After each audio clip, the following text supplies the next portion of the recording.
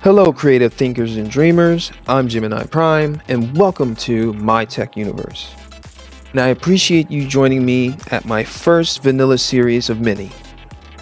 I hope you'll join me as we shape a new destination with our wits and imagination. Join me as we christen the City of Discimus. Discimus is the Latin word for we learn. And today we're going to be learning a lot about how to get a city started with challenging terrain. For our map, we're picking Twin Fjords.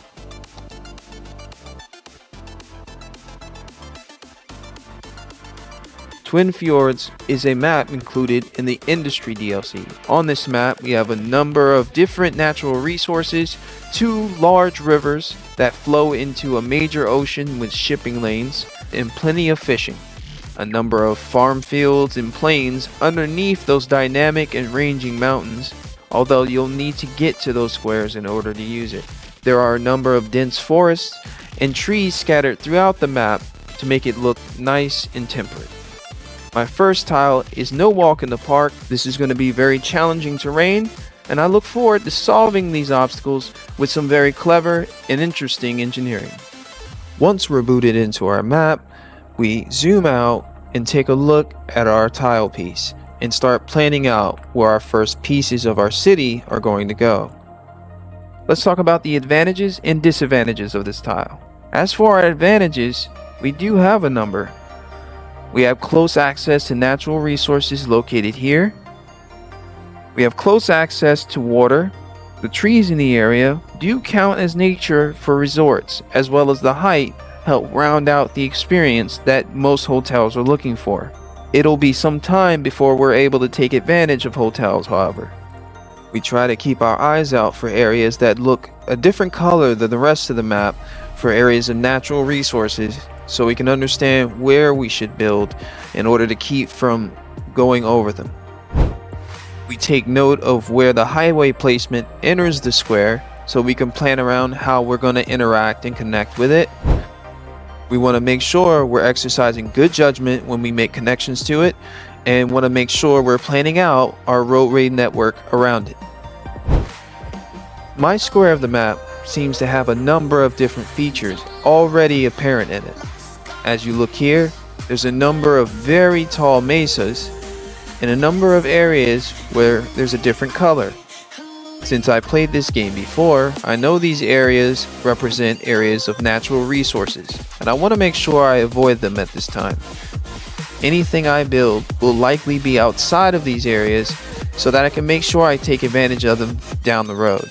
I also noticed there's a stream in the corner of the level here that allows me some natural water source, which I could attach one of my water pumps to, or maybe some drainage.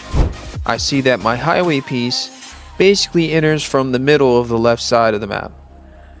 If I want to, I can consider this the direction of west, considering that the water will flow down this direction of the mountain. I also noticed there's a number of these plateaus and terraces that basically make it challenging to build just about anything, but could lead to some very interesting and imaginative builds in order to take advantage of the heights. South of our tile seems to be even more of these natural resources, and if you look very closely there, you can see the rail line in the far back. I see we have the advantage of another river to the south of us that could lead to us having ferry pathways leading to another edge of the city in the future. We take note of the other side of the map going north, as there is another river and another highway section that flows nearby. To our far north, we can see very steep and high hills, some too high for us to run a road directly up. There are a few areas where we could possibly snake up, that are left possibly by the editor of this map, but most of these hills are flat on the top, which could lead to some interesting builds and some very different means of transportation used. To our north and west, we can see that the highway continues on west and then hooks very abruptly north and then continues west again, heading to the edge of the map. We can also see a form of the railway that way, so we can look forward to taking advantage of that in the future. The tiles to the north of our tile don't seem to be too flat, but lead to direct connections to the highway. We could have multiple intersections along this highway and still have plenty of room to put another part of our city, though not much likely. To the west of the tile seems to be the highest points of the ridge. These tiles look a lot flatter than the current tile I'm working with and lead out to the ocean where some shipping lanes can be found. To the west, we notice that the highway leads to an intersection that splits off in two different directions, one going west and one coming north-northeast. Since these tiles to the east lead to the ocean and also happen to be some of the flattest on this map, we probably will lead this way, but that's just one consideration. If we expand our city to the west side, we'll have access to more natural resources and to a main intersection of the national highway of this map, as well as sections of the railway. But we can end up running out of room very soon, as there is a number of peaks this way as well, making for very challenging building, which we may not be able or want to take on at that point. Looking to our south, we know that expanding this way has a few flat spots and a number of natural resources and the railway. But once we make it past those points, we have a number of mesas and very steep climbs before we can take advantage of any other buildable land. We'd either have to expand up a diagonal slope in order to make it to the top, expanding as we do, or we'd have to wait until we can make the resources enough to make it to the top of the hill in order to build there. Since these lands east of our tile have the most advantages in the way of flat land, what seems to be farmland, likely ore, forestry,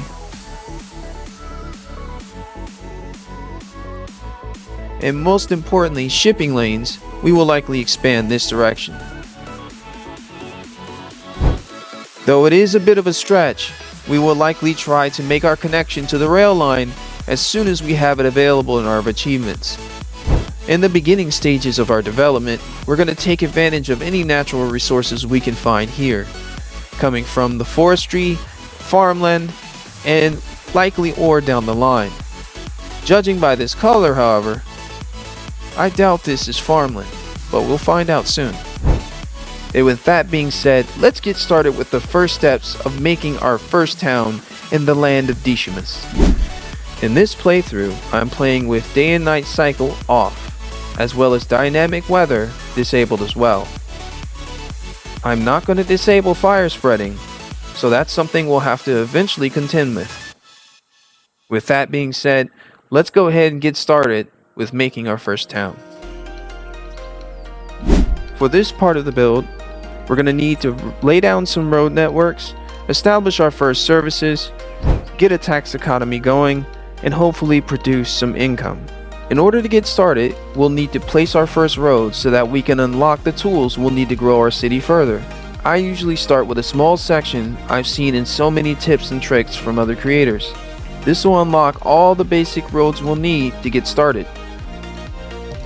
We also have our first forms of zoning, our first power stations and power networks,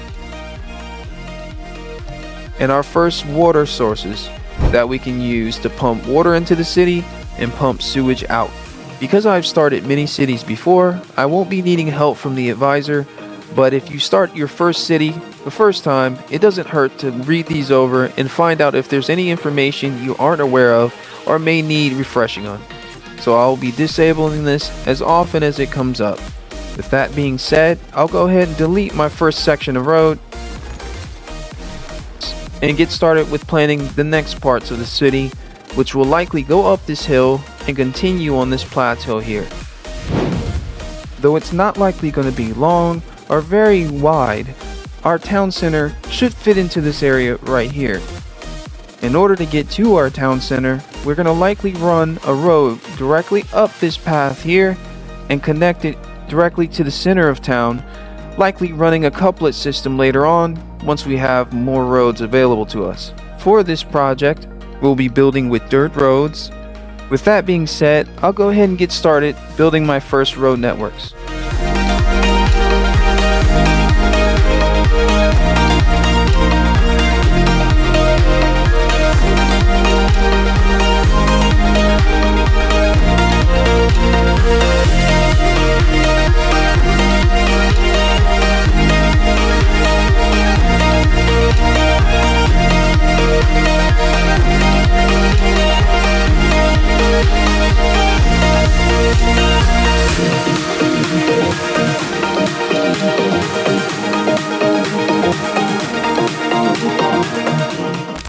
To handle the incoming traffic from the highway, I plan to build a roundabout here at the base of this hill.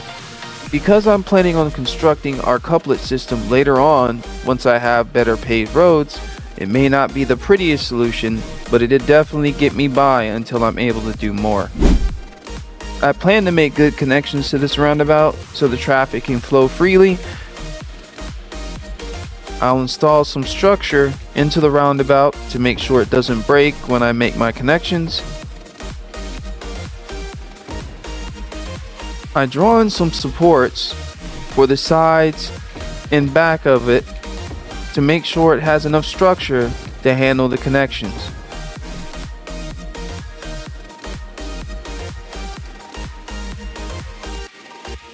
And then I draw connections directly up from the highway and connect to it on the sides so that traffic can flow directly in.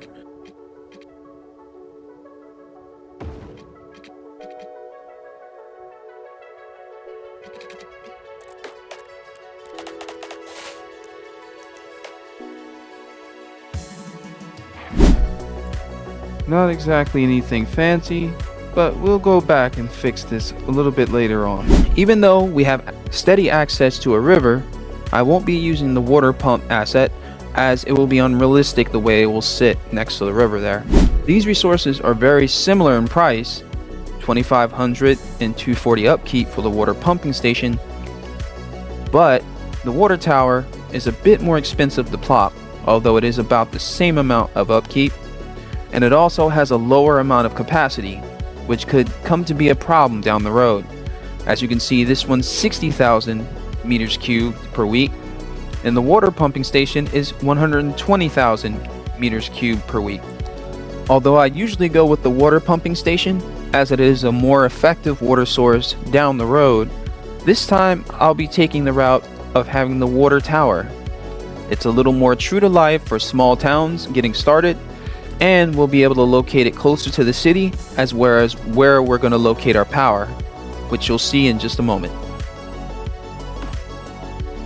We'll also need to come up with a sewage treatment solution for our citizens, since poop has to go somewhere. Although the inland water treatment plant and the water drain pipe are both cost-effective solutions for our sewage issue, we'll be going with the inland water treatment plant, as I do not want to dump any sewage back into our rivers. We'll soon be using them for a lot of other reasons.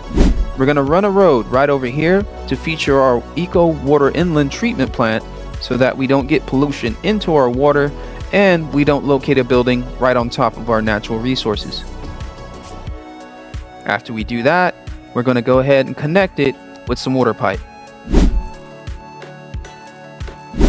Now that we have both our sewage treatment and our water pumping in place, we're going to go ahead and connect our pipes to our road network in a way that we can supply our residents and our businesses with water and sewage treatment. These pipes will stay right under the road, right where they belong.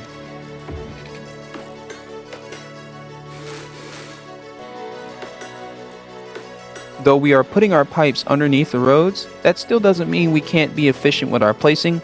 As you can see, there's a large circle around our placement pipe. That'll tell us how far the water reaches so we can be efficient in having our pipes close enough to cover our areas. Another reason why I tend to do this little practice is because in my experience in construction, 90% of the time this is the case. And although it's unnecessary for the actual gameplay, it still makes me feel this part is a little more realistic than maybe some of the other parts of the game. You have to do what you like to do and whatever makes you happy. Now that we have our water solutions in place, next we're going to place our power. Because this is a very new build, and because we like to keep our things eco, I'm going to place my power sources up here on this hill where I know I probably have plenty of wind.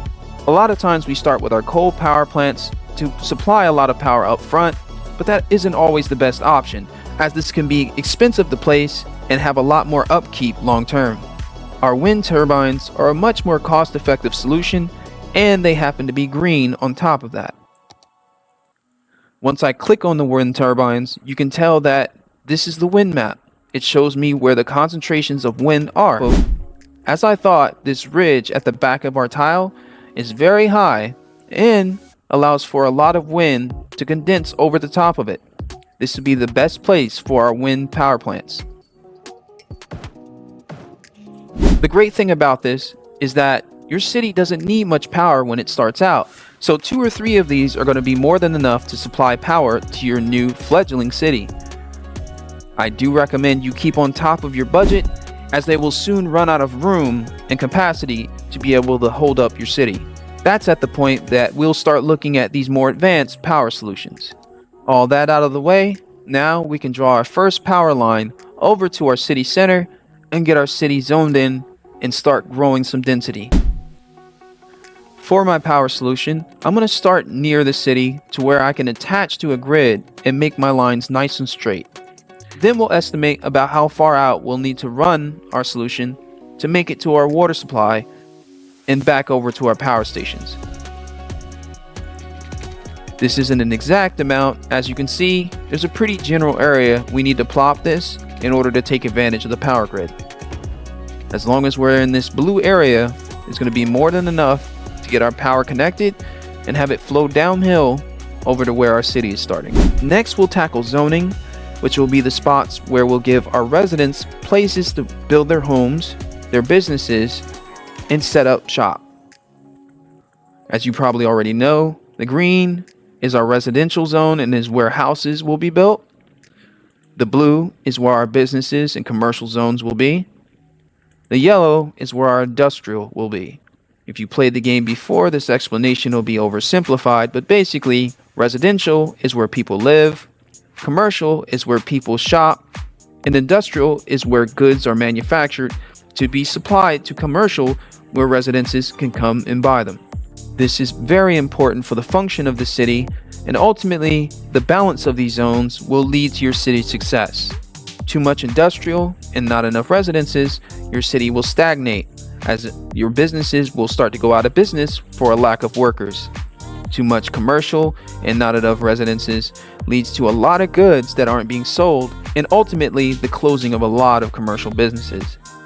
Too much residential and not enough commercial or industrial, people won't have enough jobs and will move away because they can't make money in the market. A good bit of our downtown will start out as residential, small homes at first, so we can add a lot of residences quickly.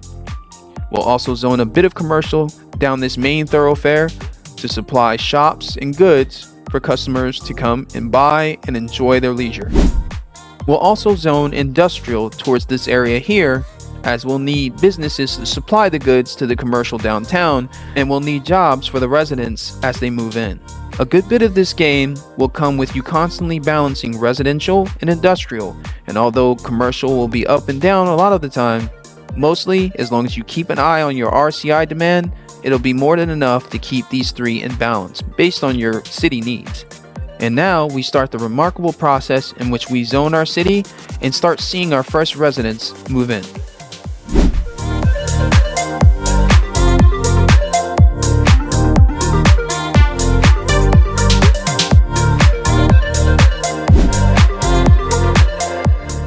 You'll notice that I zoned fairly long sections of zoning for residential and commercial, leaving out spaces for both paths and street expansion. You'll want to have these areas open for later when you draw your pedestrian paths, otherwise you'll have to delete buildings, and a lot of times those buildings are leveled up, which can cost you tax revenue. Tax revenue you'll have to fight for at the beginning. For our industrial zoning, we're going to keep it nice and simple. The products and goods that are produced in this area will go a long way towards filling up our commercial zone and giving our residents a lot of jobs to look forward to.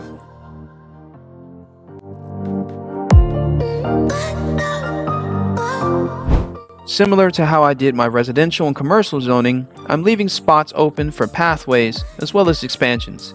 I also zone this way in order to give the businesses a little more unique footprints, as you get different buildings depending on whether you zone 4x4, 3x3, or 2x2. There are occasional zones that come up with 1x1, but they're not always the best ones, so I tend to keep those at a minimum. We also want to make sure that we extend our water pipe out to our industrial areas so that it gets the water it needs to function. After building this roundabout more than once and in multiple ways, I had to realize that I was making the mistake of thinking that this network would self-level. Unlike in our modded builds, we can't level the terrain completely flat here because we don't yet have access to terrain tools. There's also the fact that roads do not like to be built this way, since there are a number of other factors that go into road building in this game. As you can see, I was trying to build this roundabout up a hill, which was never going to allow me to build a perfect interchange and make this roundabout nice and easy. There's a bunch of lumpies and bumpies, but we'll rebuild this down the road once we start making a profit and also when we get access to better tools. You'll also notice that I didn't completely run my couplet all the way up the hill and over to my town. I do plan to do this, and I do plan to use curves at the turn, but at this time I didn't want to spend that much more in road building since I've already had to rebuild a number of roads, and until we have enough residences, or at least we balance our budget, we're going to be in the negative, which you'll need some money left over for this occasion. We'll also need to make a connection to our power for our sewage treatment facility so that we can make sure that functions, as well as a connection to our industrial to make sure that gets power as well. Now that we've finally put all of our infrastructure in place to start our new city, we can go ahead and unpause and allow the simulation to start.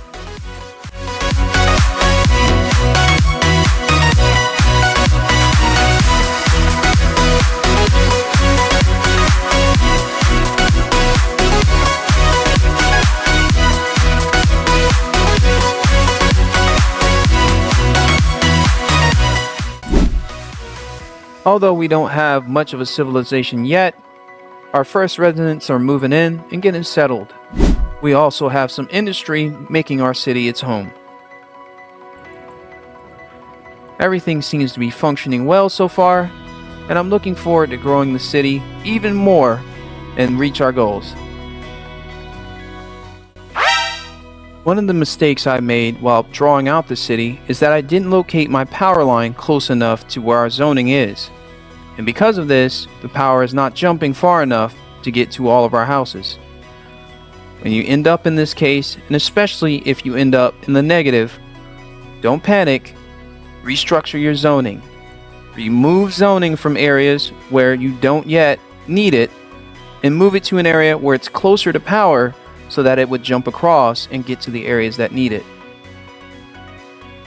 Now that my power has completed a circuit over to where the residential is, everything is properly powered as it should be.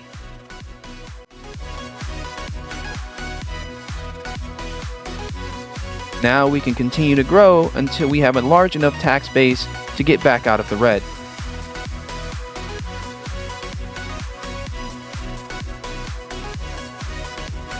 With our residential in place and our industrial growing, you'll start to see resources, trucks in this form, come in and out of the city to both import and export goods that are made. You'll also see a number of residents arrive to take their place in their new home. If you look across your city and notice little icons floating above your residential or commercial that show either a power need or a water need, you may need to open your budget and increase your power budget just so you can cover those additional needs. You notice that I've moved all the sliders down to the bottom because at first we're not going to need a lot of production, so there's no need to be paying the full price for those services. Early on in the game, especially if you cannot terraform yet, you'll notice a number of houses grow up on a ledge or a hill and kind of mess up the terrain. This is normal and this is fine. You'll be rebuilding and rezoning at some point anyway, and while you can't do anything about it just yet, as long as your residential is growing properly and steadily, you'll eventually be able to do something about this later. Don't let it get to you. Don't let it get to you. Our industrial zone seems to be doing very well, and we continue to have high demand for industrial jobs. So we'll continue fulfilling that need so we can keep up with demand and continue to grow out of our negative balance.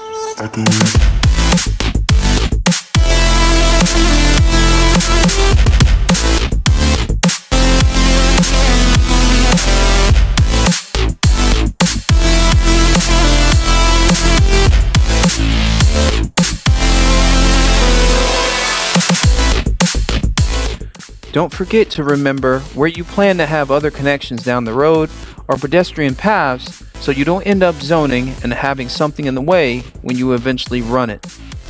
And with that, we have a nice balance of uses and a nice tax base to where we are back out of the negative. At this point, we can continue to grow our city and be able to make back the deficit we caused by building it. You'll see here that we are now in the positive, even if it's just a little bit. As long as we keep on top of our budget and population, we'll continue to grow until we're completely out of the negative and start generating actual income. Staying in the black is the name of the game for this simulation, and you better be on top of it. One thing you'll notice as you grow your city is that the power usage is affected directly by how many residents and businesses you have in your city. But one thing you'll need to also keep in mind is that residential doesn't have nearly as much power consumption as industrial. The more industrial demand you have, the more industrial you place, the more power you'll need to supply it. As your city grows, make sure you stay on top of any other production means that you need in order to keep your industry running. As you can see, I've zoned these buildings outside of the area that our water operates, and until we get a pipe over there, they may end up leaving. The main solution I have available to me is to continue to zone industrial and residential to increase the money in my coffers so that I can extend the water pipes over to where this is. One of the great things about this game though is that it costs nothing to do some zoning, so it's one of the main ways you can get yourself out of a fix. For right now, I'm going to speed the simulation along so we can grow a little more quickly and we can reach the next steps of our plan.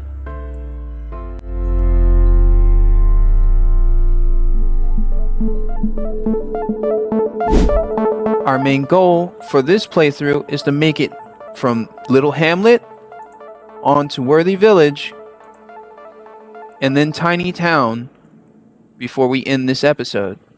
Once we reach 1,300 population, we'll not only be at a great place to continue to expand the city, we'll have access to a lot of other services and tools that'll make the play a lot more interesting and allow us to do a lot more fine-grained control. If for some reason your buildings don't make it until you're able to make improvements, they will abandon. Without the proper resources and without the proper services, they won't be able to continue to stay in business.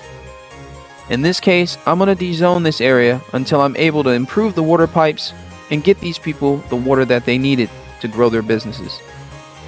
If you leave abandoned buildings nearby other functioning buildings, they'll lower the land value and cause issues ultimately.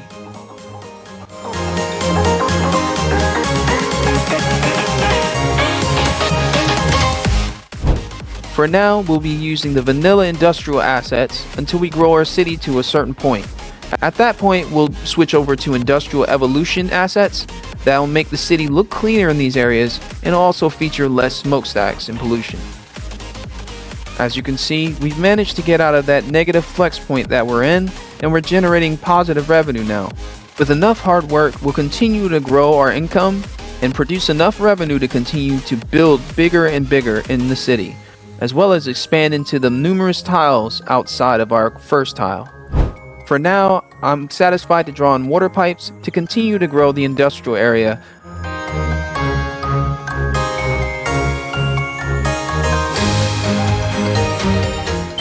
With the improvements and adjustments we've made to the budget and our zoning, we are now well on our way to reaching our first milestone of 440 population.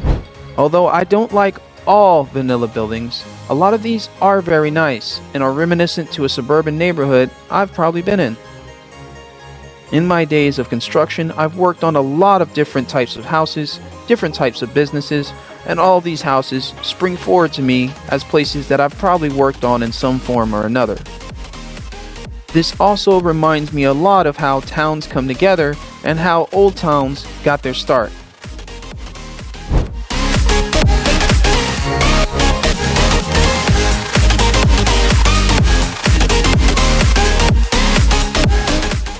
Thanks to our patience and very careful management of the budget, we are now very close to reaching our population goal. This population goal will put us in the area of being a little hamlet and will unlock very essential services. It looks like we've already filled our residential zoning. We'll continue to zone new areas so the population can continue to grow. And with that, we've reached our first milestone of being a little hamlet, which gives us access to taxes, loans, healthcare, garbage, and schools. Schools are a big part of the simulation and make it so that your Sims can have better jobs and make more money. Trash management is a way for you to take care of the dirty dealings of having a city and get rid of it where it belongs. Healthcare is a way to keep your Sims healthy, strong, and able to work as well, continue to enjoy their families and children who eventually will populate your city later. With that, I'm going to go ahead and draw on my additional residential zones. We'll also zone in a bit more commercial to keep up with our needs.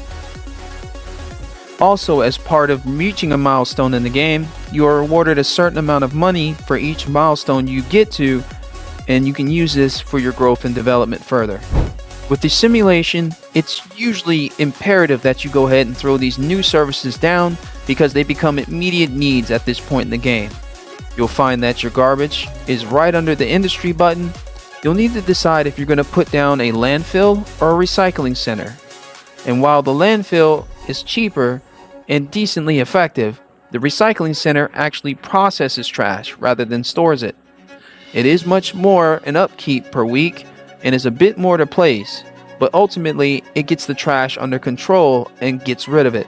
With a landfill, you're just storing the trash to deal with later. Because of budgeting issues earlier, I'm not planning on using the recycling center outright. And although I want to keep my city nice and green, I'll have to place a recycling center later once we are generating a decent amount of money. Anything under 1,000 is not going to be really good and conducive for placing large, functioning items. And you also want to take advantage of the fact that you are given per week how much it costs for this building. So you need to factor that in and how much you're making so that you don't go overboard. For our current situation, I plan to put my landfill right here near my industrial. It doesn't hurt it, and also it's one of the first trips that is taken care of before getting to residences in my city. We'll continue to use our dirt roads to make sure that we're keeping our budget trim and that we have money down the road for further expansion. Eventually, these roads won't be able to handle the traffic and won't have the speeds you need to have a highly efficient traffic system. Now that we've plopped our first landfill, let's go ahead and see what other services we can get in place to make sure that our residents are taken care of. At this point, you have two choices that are major. Both options are similar priced to place, but are a different price and upkeep per month. You could invest in healthcare, in which you keep your Sims healthier and stronger for longer so they can work longer at their jobs and stay alive long enough to have children in your city. On the other hand, you could put an elementary school to take advantage of education so that your citizens can get better jobs and the city will see a number of improvements long term. The medical clinic is $10,000 in cost to place down and $400 in upkeep per week. The elementary school is $10,000 to place down and only $160 per week. I'm going to take this option because I know I'll be able to put a healthcare center soon, and I want them to get started on their education as soon as possible. This will lead to drastic upticks in the amount of revenue we make as people get better and better jobs and become more educated overall. For our first elementary school, you want to place it in a spot that has good access to as much of your city as possible and is as close to your residents as possible. For our purposes, our best spot most likely is here. I'm going to give this building a bit of room so that we can decorate around it and add other facilities down the road.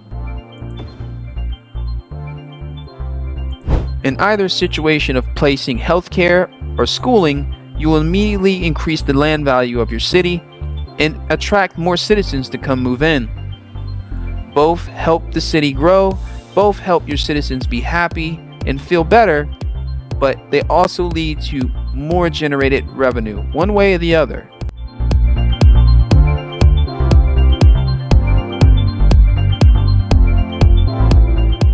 In order to make sure my city thrives and grows, I'm going to keep on top of my needed demands as often and as much as I can. I'm also taking a moment to look at my city from a distance and plan out my next moves and where I'd like to expand. Obviously, you don't want to build yourself into a corner, such as being stuck against the side of this hill to where you build houses and they may not form properly, or you'll run out of actual land and they won't be able to build at all. As you can see, we're having a bit of a water shortage in this area. It may be momentary, but I'm going to go ahead and raise the budget for water just so we don't get that close anymore. My ultimate hope about this side of the city is that we don't expand too far to where we're cutting into our natural resources and putting any of these industrial buildings on top of it. On one hand, that leads to pollution, but also it makes it that much harder to destroy and build what's needed here. The higher the level of a building, the more income it produces for your city and the more jobs it may have. This becomes different later on in the game, but especially at the beginning, it's important for you to try to keep every building you can until it's really time to upgrade and redistribute the RCI of your city.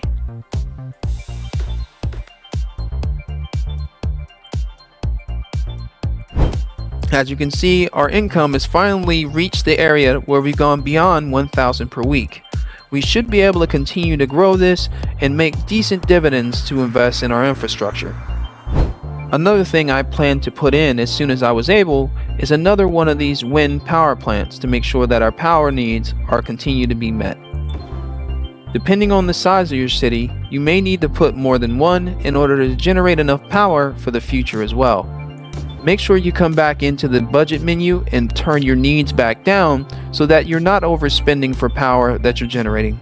This way you can keep a nice balance from getting too close to the yellow or red while still keeping a certain amount of revenue coming in. As you place these new services, your revenue source will drop.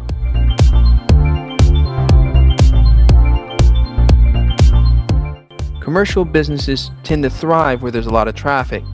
Although we don't have a ton of traffic coming into the city right now, we should put them in areas we expect traffic to flow at least. Commercial buildings don't like industrial any more than residential does, but they also are all about profits and less about comfort.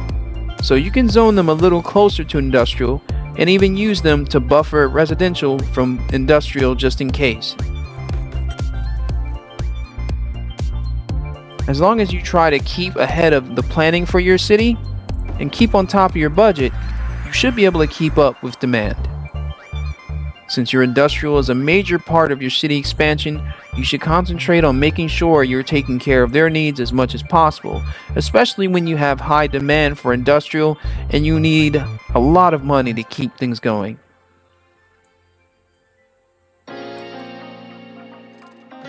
With our continued growth, we are reaching our next milestone very quickly, which is to turn to 850 population, which will make us a worthy village. 7 more population, and we'll be at the cusp of getting our first tile. as well as unlocking districts, policies, and emergency services, including fire and police protection. We'll also unlock our forestry and agricultural specializations, and there you have it. We've reached Worthy Village and have unlocked all the things you see below here. A lot of these policies, as well as the services that come with them, make the game that much easier to play and allow you to expand your city exponentially as long as you keep hitting your milestones. Districts allow you to separate your city into small bite-sized chunks that function on different rules and different policies. You also unlock district specializations that allow you to tune each of these districts to certain needs or wants. The forestry and agricultural specializations allow you to take advantage of the natural resources you may have already on your tile. In our case, we have access to natural resources here, but haven't been able to find out what they are until now. Go up to our info views, go down to natural resources, we'll find out that this is actually oil, not ore. And the nearest farmland is actually across the way here on the other side of the riverbank. We also don't have enough trees concentrated in one area to take advantage of the forestry. And even though we're this close to a ore mine, we are not touching it and cannot get access to it. Not only that, but we don't have access to the industry that we can take advantage of this. With that being said, we'll need to continue to grow our current industry and see if there are any other ways we can diversify into other means of revenue. As you continue to encounter power issues, make sure you adjust your budget or add more power supplies as needed.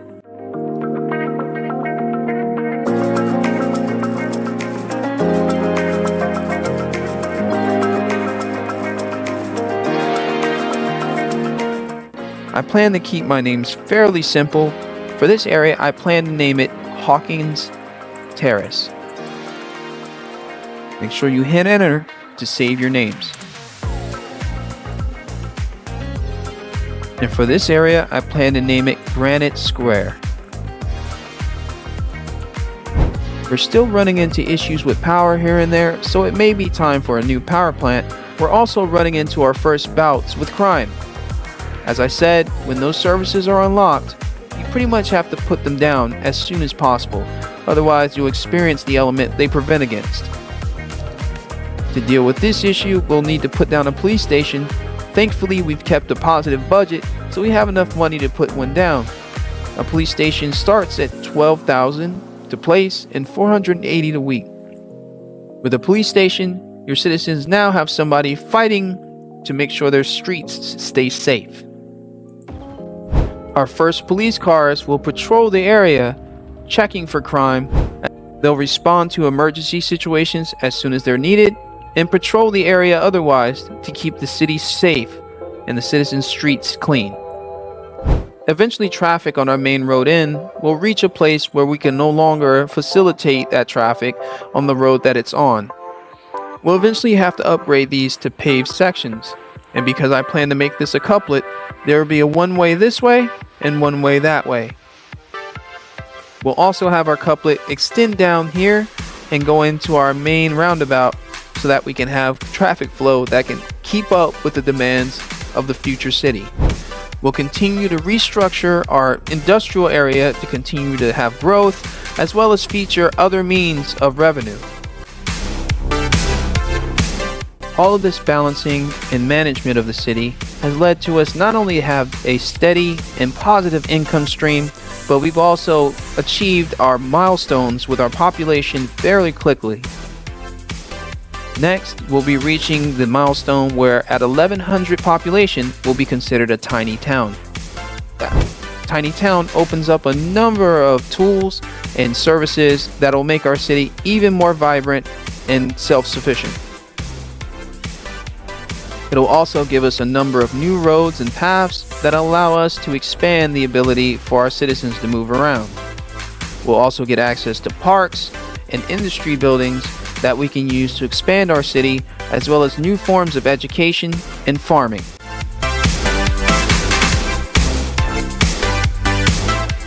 You'll also have access to the policies that control for this particular district.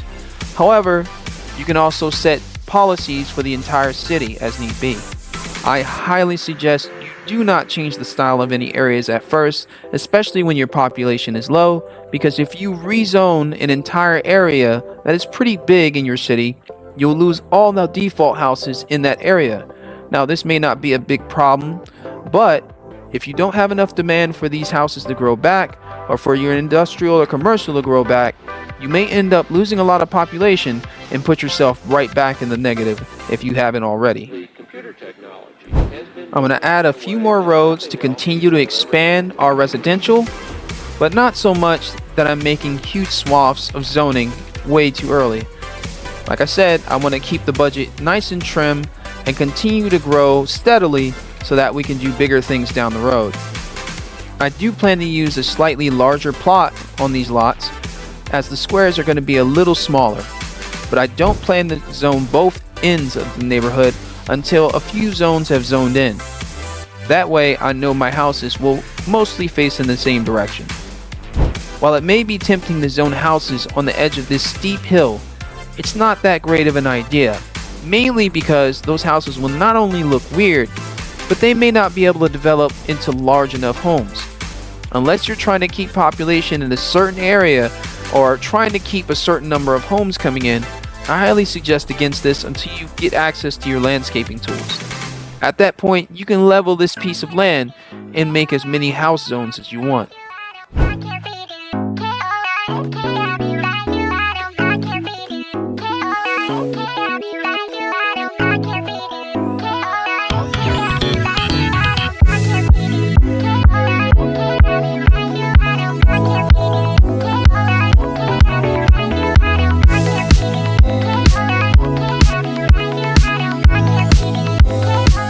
With our last couple improvements, we're ever closer to reaching our milestone of tiny town.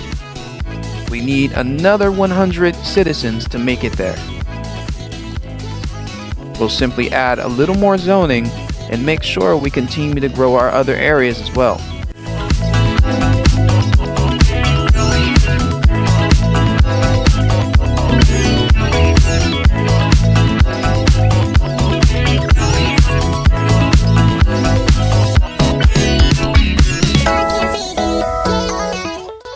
We've achieved our population goal of 1,300 and reached the status of tiny town.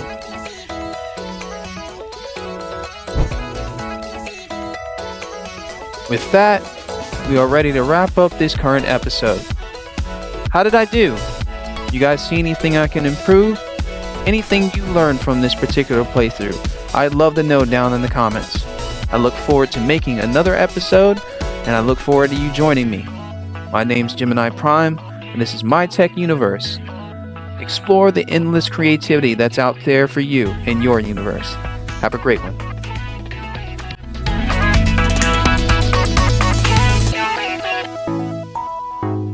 Welcome to... With that being said, let's get to the task of starting our first city in town in the city of Discimus.